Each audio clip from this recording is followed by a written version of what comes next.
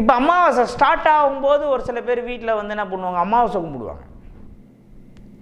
அந்த ஒரு திதி முடியும் போது இருக்கக்கூடிய லாஸ்ட் 1.5 மணி நேரத்துக்கு பலம் அதிகம். இதெல்லாம் இந்த ட்ரிக்ஸ்லாம் தெரிஞ்சு வச்சு தான் ஒரு சில பேர் தொடர்ந்து ஜெயிக்கிறான். நம்மக்கிட்ட சொல்ல மாட்டாங்க, கூடவே பழகுவான். நம்மக்கிட்ட சொல்லவே மாட்டான், திருவண்ணாமலை கிரிவலோட நீ போட நான் பின்னாடி வரணுவான். ஆனால் அது காரணம் என்ன, திதி முடியும் போது போய் சுற்றுவான். கூடவே பழகுவான், நம்மக்கிட்ட சொல்ல மாட்டான். அந்த டைமில் எழுந்துருங்க, நீங்கள் வெளியே போகாதீங்க, சும்மா வாட்சி முடிச்சுருங்க. இப்போ சார் நான்லாம் ரொம்ப வருஷமாக நைட்டு 10 மணிக்கு தூங்குவேன், காலைல 8 மணிக்கு தான் எழுந்துப்பேன் சார், இதெல்லாம் எனக்கு சாத்தியமில்லை. நீங்கள் எழுந்து இன்னும் வெளியே போய் சாதனை எல்லாம் படைக்க வேண்டாம். சும்மா கண்ணை முடிச்சுட்டு படுத்துருந்தாலும் இப்போ அந்த லாஸ்ட் 1.5 மணி நேரம் ஒரு நாளுடைய முடிவு, அடுத்த நாளுடைய தொடக்கம் என்பதை நீங்கள் புரிந்து கொள்ள வேண்டும். அப்போது ஒரு திதி ஆரம்பிக்கும் போது அதோடைய பலம் குறைவு, அதுக்கு நேரம் ஆக ஆக ஆக ஆக ஆக ஆக அதோடைய பலம் அதிகம். அது முடிகிற டைமில் உச்ச பலனை கொடுக்கும். அப்போது ஒரு பௌர்ணமிக்கு நீங்கள் கிரிவலம் வரீங்கன்னா திதி முடிகிற டைமில் வாங்க.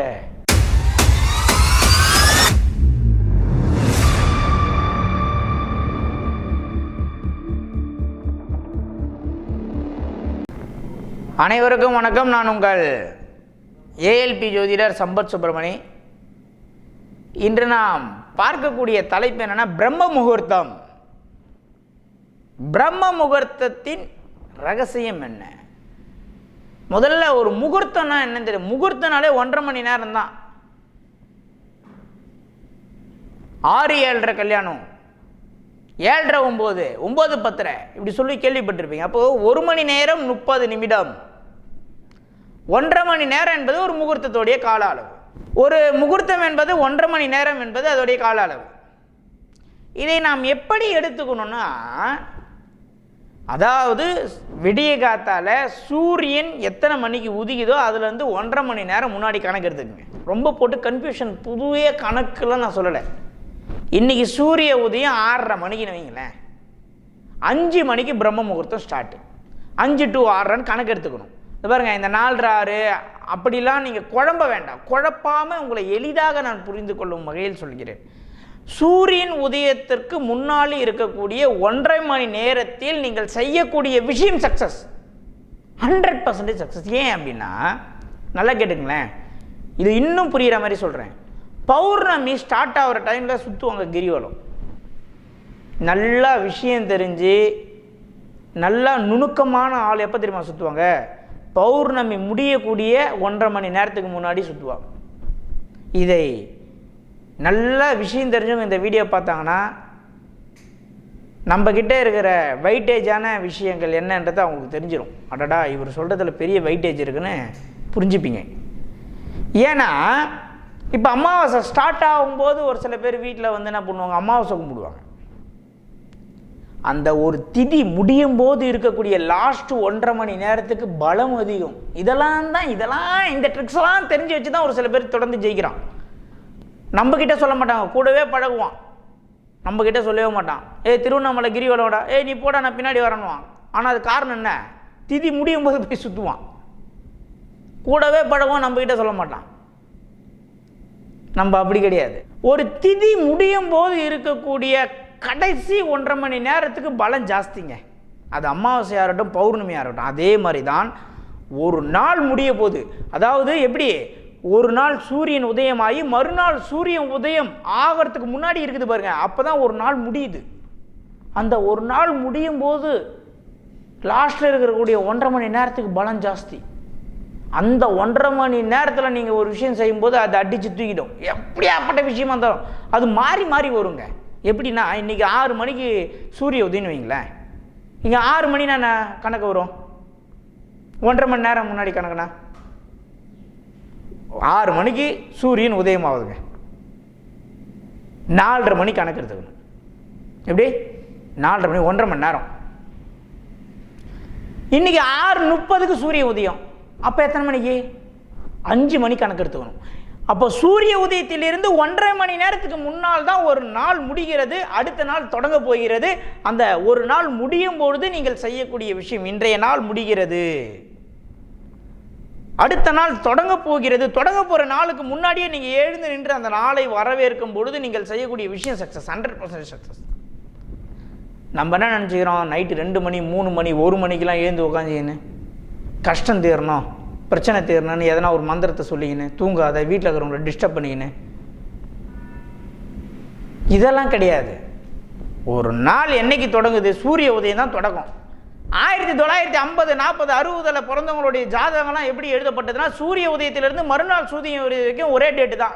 மிட் நைட்டு 12 மணிக்கு மேலே பிறந்தா இன்றைக்கி தான் நம்ம நியூமராலஜி படி டேட்டு மாற்றுறோம். பழைய ஜாதகங்கள்லாம் எடுத்து பாருங்கள், டேட்டு மாறாது. இன்றைக்கும் சொல்கிறேன், நியூமராலஜி படி மேற்கத்திய கலாச்சாரத்தில் நம்ம ஜாதகத்தில் டேட்டு மாற்றி எழுதுகிறோம். ஆனால் உண்மையிலே நம்ம முன்னோர்கள் பயன்படுத்திய டேட் எப்படின்னா, இன்றைக்கி சூரியன் உதிக்குதுன்னா நாளைக்கு சூரியன் உதயம் ஆகிற வரைக்கும் ஒரே டேட்டு தான். நைட்டு 2 மணிக்கு பிறந்தாலும் 1 மணிக்கு பிறந்தாலும் 12 மணிக்கு பிறந்தாலும். அப்போது இந்த சூரிய உதயத்துக்கு முன்னால் இருக்கக்கூடிய 1.5 மணி நேரத்தில் நாம் என்ன செய்ய வேண்டும் என்றால், வெள்ளி முளைக்கும். அப்போல்லாம் வெள்ளி முளைத்தது தாத்தா கலப்பையை தூக்கி தோலில் வச்சு ஏர் ஓட்ட போனாருன்னா பாட்டு பாடுவோம். அந்த வெள்ளி முளைக்கிற டைமில் நீங்கள் எழுந்து நின்று சும்மா நீங்கள் பாருங்க, நீங்கள் பூஜை பண்ண வேணாம், நீங்கள் அந்த 1.5 மணி நேரத்தில் தவம் பண்ண வேணாம். அட்லீஸ்ட் கண்ணையாச்சும் மூழ்கின்னு இருங்க. அது உங்கள் வெற்றியை கொடுக்கும், மிகப்பெரிய வெற்றியை கொடுக்கும். அந்த டைமில் எழுந்துருங்க, நீங்கள் வெளியே போகாதீங்க, சும்மாவாச்சும் முடிச்சுன்னு இருங்க. இப்போ சார் நான்லாம் ரொம்ப வருஷமாக நைட்டு 10 மணிக்கு தூங்குவேன், காலைல 8 மணிக்கு தான் எழுந்துப்பேன் சார், இதெல்லாம் எனக்கு சாத்தியமில்லை. நீங்கள் எழுந்து இன்னும் வெளியே போய் சாதனை எல்லாம் படைக்க வேண்டாம். சும்மா கண்ணை முடிச்சுட்டு படுத்துருந்தாலும் இப்போ அந்த லாஸ்ட் 1.5 மணி நேரம் ஒரு நாளுடைய முடிவு, அடுத்த நாளுடைய தொடக்கம் என்பதை நீங்கள் புரிந்து கொள்ள வேண்டும். இதை ஃபாலோ செய்யணும். அதன் பிறகு நீங்கள் உங்களால் முடியும் என்றால் அந்த டைமில் நீங்கள் எழுந்து வீட்டில் கஜலட்சுமி விளக்கையோ காமாட்சி விளக்கையோ அஷ்டலட்சுமி விளக்கையோ உங்கள் வீட்டில் இருப்பதை ஏற்றிவிட்டு நீங்கள் மட்டும் உங்கள் அன்றாட வாழ்க்கையை நீங்கள் தொடங்க ஆரம்பிக்கலாம். அன்றாட வேலை ஃபுல்லாகவே சரியாக நடக்குங்க. சூரிய உதயத்துக்கு முன்னாடி 1.5 மணி நேரத்தில் எழுந்துட்டிங்கன்னா அந்த நாளில் நீங்கள் நடக்க வேண்டிய ஷெட்யூல் எல்லாம் கரெக்டாக போயிடும். லேட்டாக இருந்தால் அந்த நாளில் எல்லாமே வேஸ்ட்டாக போயிடும். இதுதான் விஷயம். ஸோ அதனால் பிரம்ம முகூர்த்தத்தில் என்ன பூஜை செய்யலாம், என்ன பண்ணலாம் அப்படின்றத விட முதல்ல இந்த டைமில் எழுந்திருக்க வேண்டும் என்பது தான் நம்ம இங்கே முக்கியமாக குறிப்பிடுறோம்.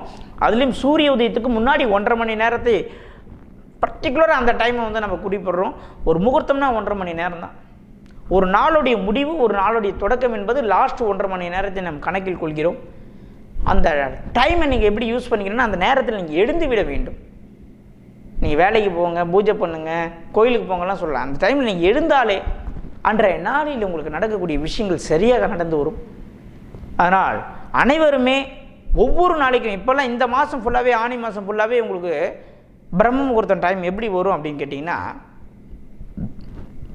4:40 to 1.5 மணி நேரம், 4:30 to 6, 4:40 to ஒரு 6:05, 6:10 அப்படி வரும்.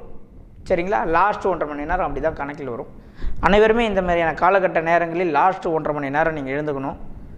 எந்த ஒரு பூஜை செய்தாலும், எந்த ஒரு ஆலய வழிபாடு செய்தாலும், எந்த ஒரு விஷயங்கள் நீங்கள் தொடங்கினாலும் 1.5 மணி நேரத்துக்கு செய்கிறதுக்கு ஒரு மணி நேரம் 30 நிமிஷத்தை தாண்டிடுச்சுன்னா அந்த விஷயம் அவ்வளோதான் வேஸ்ட்டு. அதுக்குள்ளே முடிக்கணும், அதுக்குள்ளே நடக்கணும். இந்த 1.5 மணி நேரம் என்பது ஒரு முகூர்த்தத்துடைய வலிமை. அந்த 1 மணி நேரம் 30 நிமிஷத்தில் நீங்கள் ஒரு பூஜையை கரெக்டாக செஞ்சு முடிச்சிங்கன்னா அது சக்ஸஸ். அது எல்லாத்தையும் உங்களுக்கு பெரிய லெவலில் சக்ஸஸ் பண்ணி கொடுக்கும்.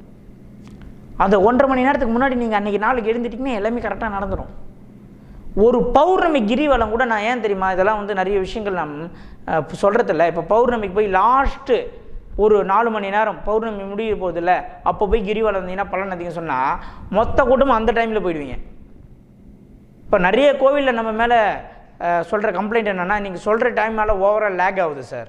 நான் என்ன பண்ண முடியும்? இருக்கிறத தான் சொல்ல முடியும். இல்லாத ஒரு விஷயத்தை நான் சொல்ல முடியாது, இருக்கிற விஷயத்தை தான் சொல்ல முடியும். அப்போது ஒரு திதி ஆரம்பிக்கும் போது அதோடைய பலம் குறைவு, அதுக்கு நேரம் ஆக ஆக ஆக ஆக ஆக ஆக அதோடைய பலம் அதிகம். அது முடிகிற டைமில் உச்ச பலனை கொடுக்கும். அப்போது ஒரு பௌர்ணமிக்கு நீங்கள் கிரிவலம் வரீங்கன்னா திதி முடிகிற டைமில் வாங்க. அமாவாசை கும்பிட்றீங்களா, திதி முடிகிற டைமில் கொடுங்க. காலையில் எழுந்துக்கிறீங்களா, ஒரு நாள் முடிய போகுது. எப்போ முடிய போகுது? சூரிய உதயத்துக்கு முன்னாடி 1.5 மணி நேரத்தில் ஒரு நாள் முடிய போகுது. அப்போ எழுந்துக்குங்க. உங்கள் வாழ்க்கை மூலம் இதுதான். நான் பெருசாக குழப்பலை, தெளிவாக சொல்லியிருக்கேன், அழகாக புரிஞ்சுக்கிங்க. ஒரு சூரிய உதயத்திலிருந்து மறுநாள் சூரிய உதயம் வரைக்கும் ஒரு நாள். அந்த மறுநாள் சூரிய உதயம் ஆவதற்கு முன்னாடி இருக்கக்கூடிய 1.5 மணி நேரத்தில் நீங்கள் எழுந்தால் மட்டும் போதுமானது. மற்றபடி நீங்கள் பெரிய லெவலில் போட்டு கன்ஃபியூஷன் பண்ணி உங்களை நீங்கள் குழப்பிக்க வேண்டாம். இதை தொடர்ந்து நம்ம சேனலை ஃபாலோ பண்ணுங்கள். சித்திரயோகம் நேயர்களுக்கு இன்னும் பல ரகசியங்களை நம் சேனலில் சொல்ல போகிறோம். இதை நீங்கள் ஃபாலோ செய்து வாழ்க்கையில் வெற்றி அடைய வேண்டும்.